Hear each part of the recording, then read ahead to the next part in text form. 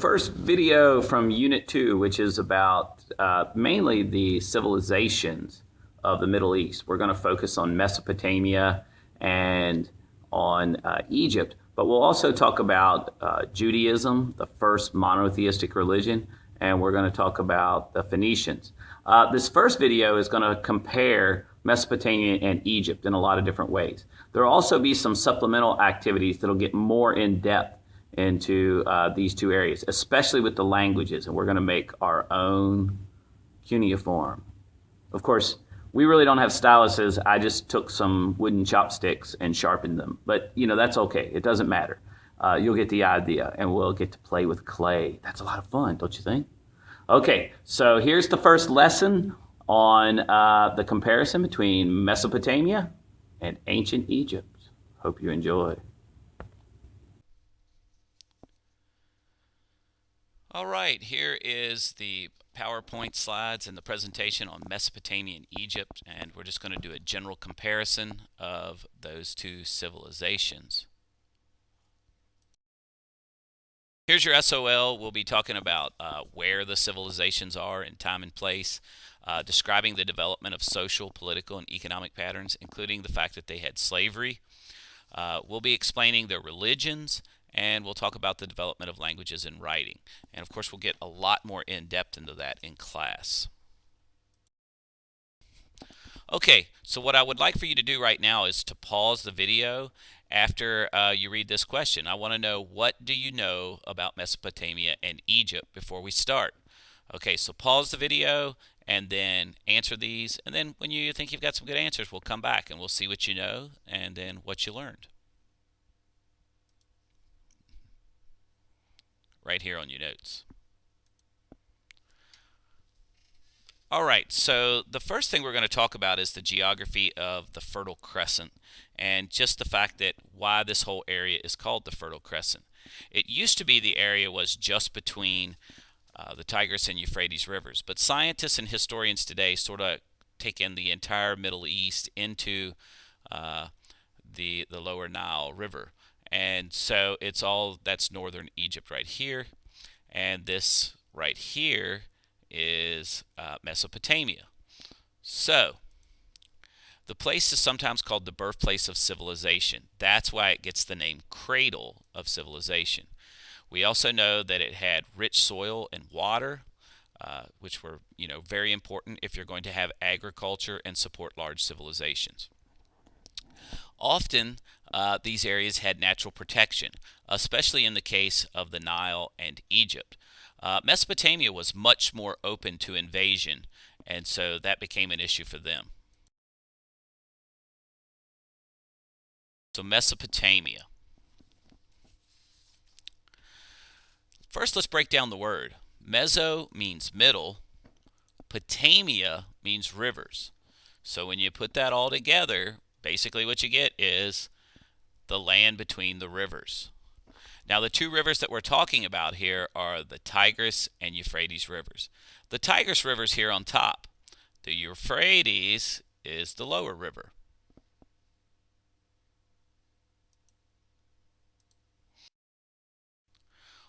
Again, after you read this question, please pause the video and try to answer the question. And I'm asking you why you think the Fertile Crescent is the cradle of civilization. Why does it have the name Fertile Crescent? Okay, pause the video and answer right here.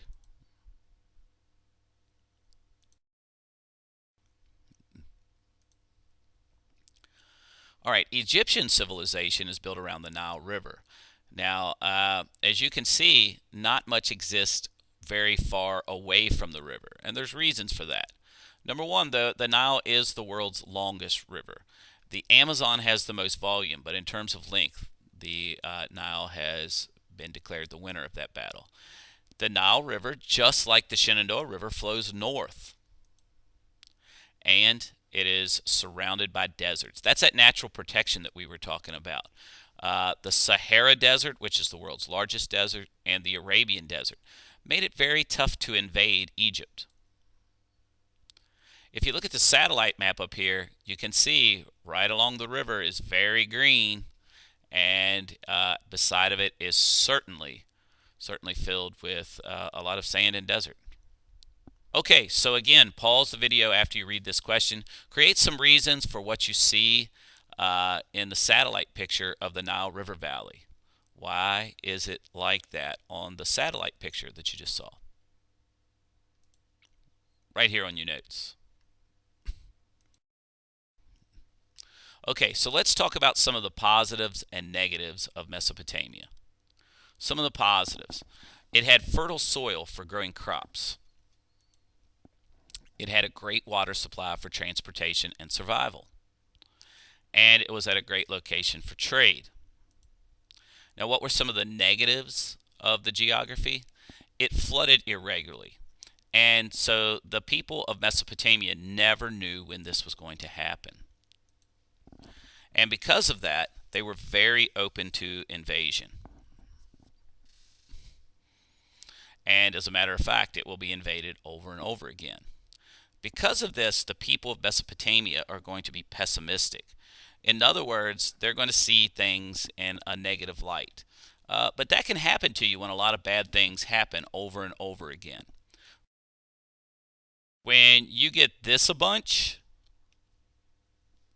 you feel like this a bunch. And that sort of sums up the way Mesopotamia felt about things. And you're even going to see that in their gods and their goddesses, which they viewed negatively as well.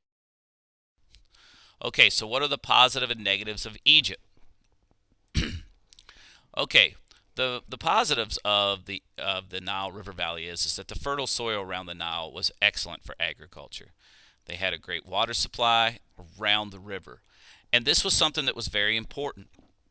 The river flooded at the same time every year. The Egyptians knew it was coming. And as a matter of fact, that is what left behind a very rich soil called Kemet, which they grew their crops in. But because of this, it allowed the Egyptians, the regularity of this allowed the Egyptians to be a very positive people. Now, one other really big positive for the Nile River Valley is it had natural protection. The deserts could be a negative, but they were also a positive. It's hard to bring an invading army across big deserts. Also, the cataracts provided protection. What were the negatives of the geography? The only really good soil for growing crops in is right around the river. So your growing is somewhat limited. Dry seasons can be very, very long around the Nile River. And so irrigation became necessary. And some of the irrigation projects were quite extensive. Trade could also be tough because the deserts that kept armies away sometimes also kept trade caravans away. But the bottom, when you're a positive people, you feel pretty good about things. And that sort of sums up the Egyptians. They were very, very positive people. Right, if you would, in this little chart on your notes, answer the question about what are the advantages and disadvantages of the geography of both Mesopotamia and Egypt. Okay, so what were the big ideas of this video? What did I want you to get out of it?